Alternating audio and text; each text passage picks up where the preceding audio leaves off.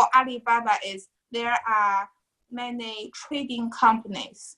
I mean, sometimes the trading company is good, but the issue for them is first, the price will be higher than a straight up manufacturer. Second issue is sometimes it's hard for you to get the first hand information from the manufacturers. So on Alibaba, I didn't realize this, but Alibaba I thought was manufacturers, but you're saying there's actually trading companies that they'll work with the manufacturers, they'll get their cut, and then they put it up on Alibaba and they work with you.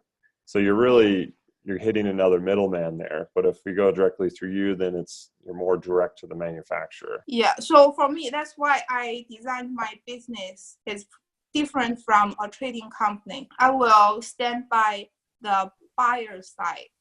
Basically, I'm one of the buyers' team. Right. So I promise my companies, the buyers, I won't take any money or any bribes from the suppliers. And if they want me to say their products is good, but actually it's not. So I always stand by the buyer side and to check the quality for the buyers and to negotiate for the buyers. And just do all I can do. And that's a cool part about your business that you offer. That's awesome.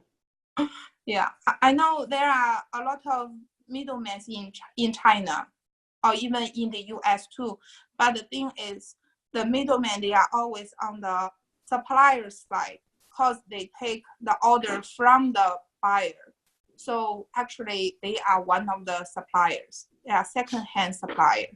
Yeah, so I'm not like that. I will be in the buyer side. Right. Okay. No, that's awesome.